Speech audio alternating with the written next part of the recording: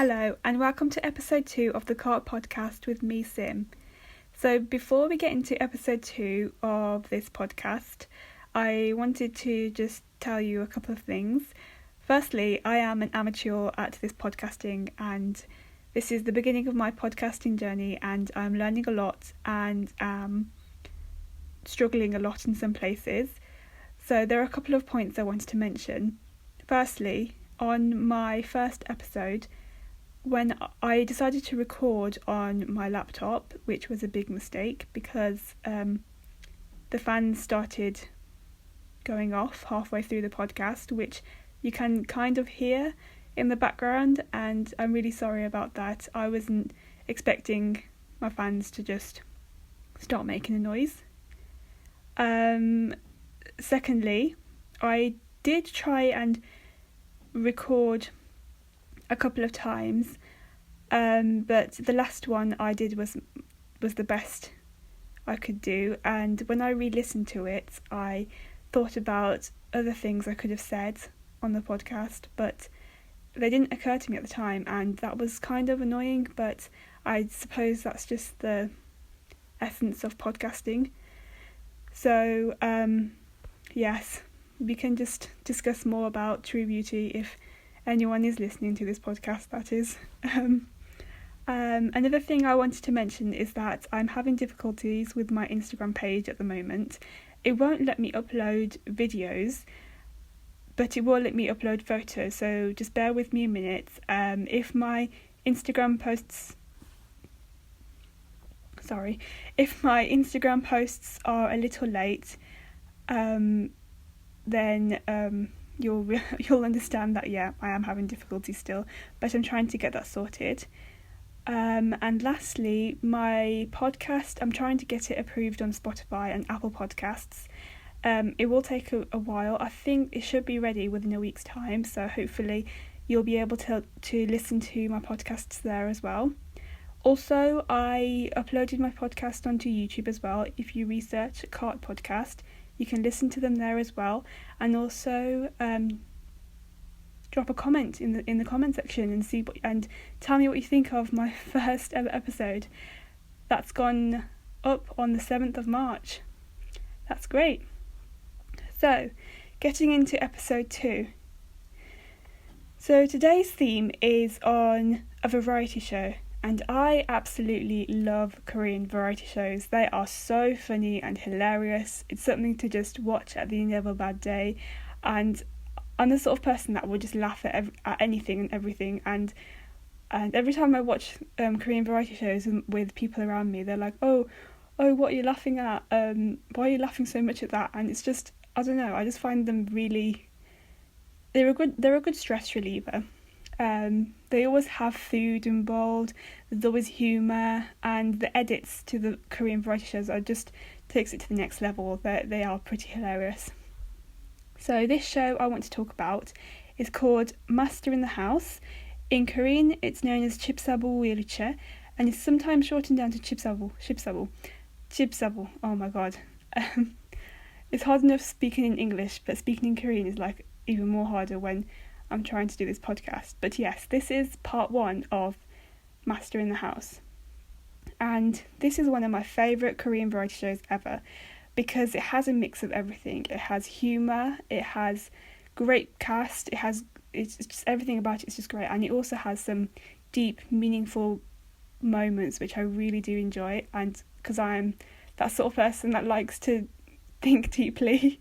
But yeah, let's get on to the next section, which is the cast and crew. So this show aired on the 31st of December 2017, and I remember watching the first episode of this because of a reason I'll tell you later.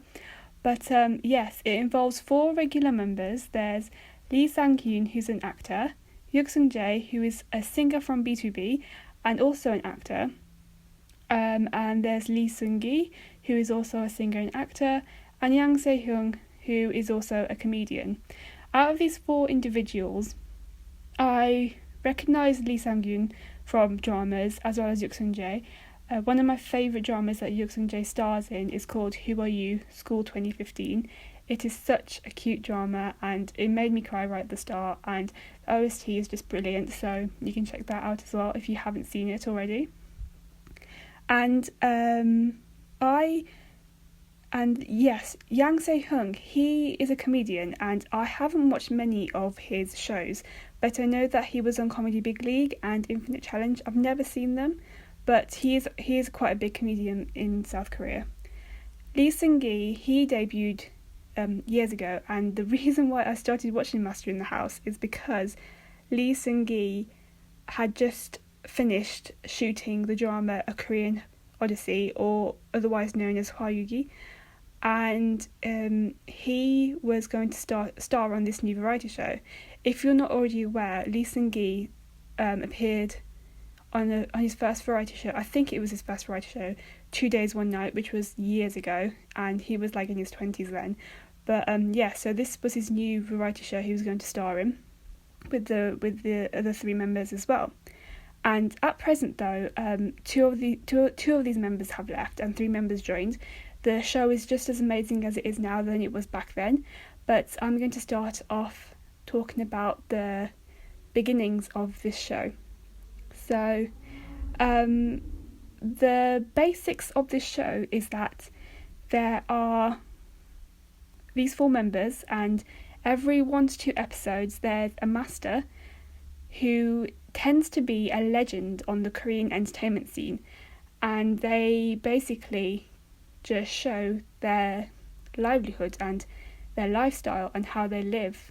They talk about their teachings, and they talk about how they have progressed over in their life, and it's really it's quite amazing to see how these people have gone from nothing to become something, which is very, very inspiring to me, and it's something I look up to in all of the masters. They have achieved so much.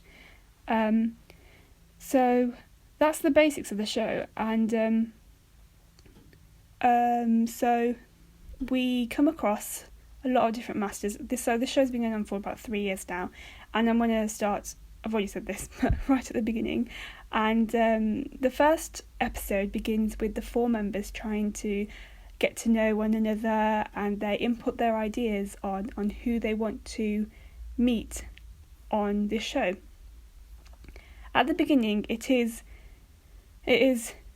awkward, but in a funny way, because they are all new with one another, and you can tell that their personalities are all different.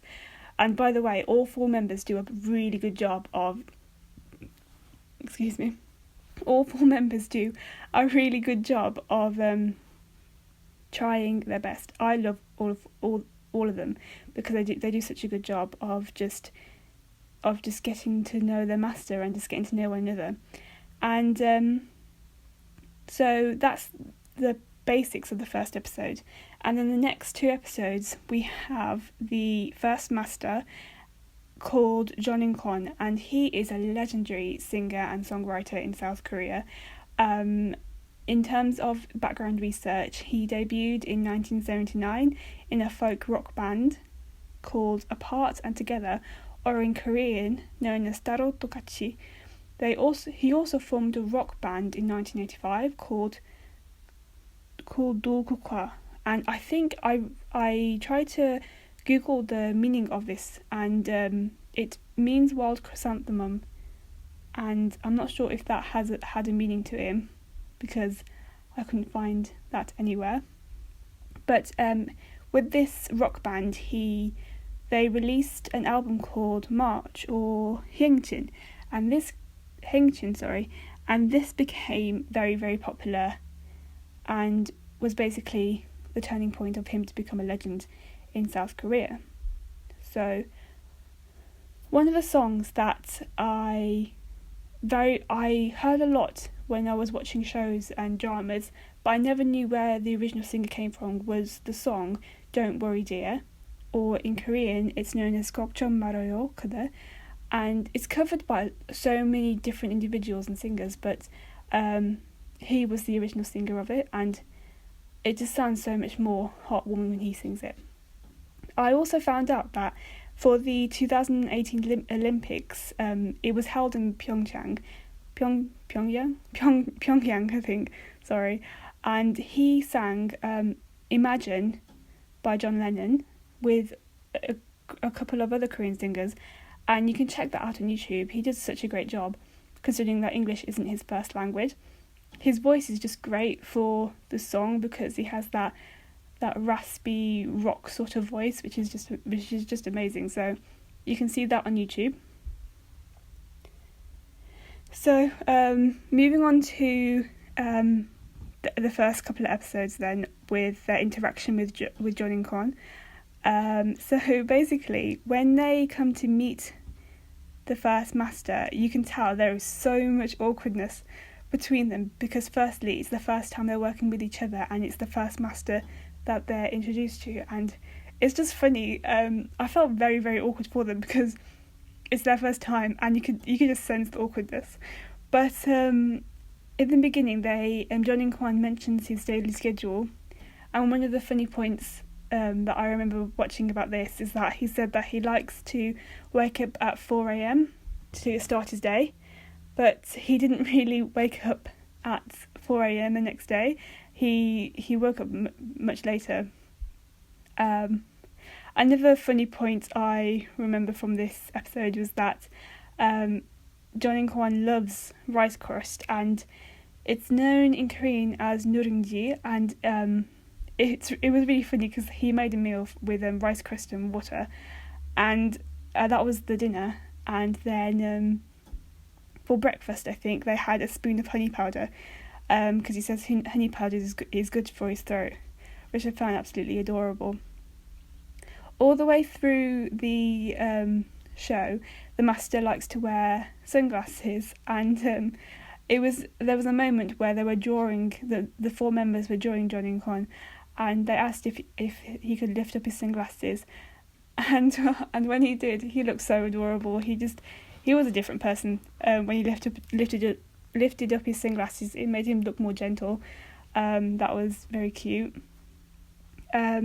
Another thing I remember watching is that because the four members only had nuringji for their dinner, they were very hungry at night time, so they had, I think, ramen while the master was sleeping because they were still hungry.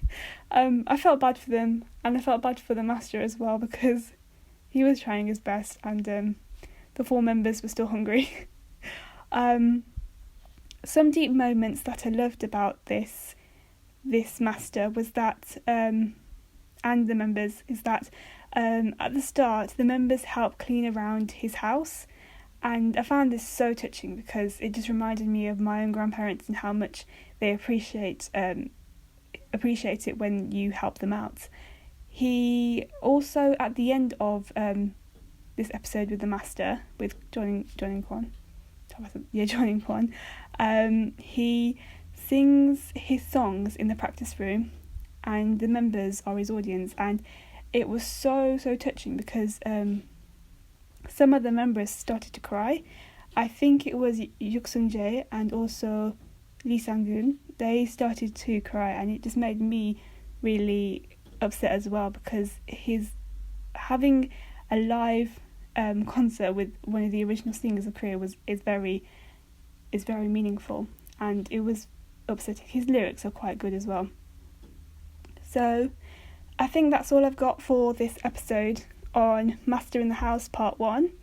If you like this episode, please give it a thumbs up on YouTube, check it out on Spotify and SoundCloud. Let me know what you guys think of this podcast. Did you guys watch this episode as well? Do you guys watch Master in the House? What did you think when you watched this show? Did you watch it from the start? And who are your favourite members in this show? Because I absolutely loved all of them when it was just them before. The 5 they have now are really good as well, but Lee Sang-gun, he's very cute. You could tell he one of the funny things I like about Lee Sang-gun is that when he was always trying to figure something out, they had this little like edit of the green coding above his head, and that was one thing I really loved about him having him on the show, because they always had that edit for him. But okay, I'm rambling on now, but I need to make a part 2 on this because I love Master in the House so much. But yeah, that's all for this episode. I hope you enjoyed listening to it. Be sure to follow our Instagram at Cot Podcast, and also on SoundCloud, listen to us on SoundCloud. Just drop your comments in any other social media platforms and I can pick them up. And yeah, that's everything. I really hope you enjoyed this podcast, and I'll see you next time.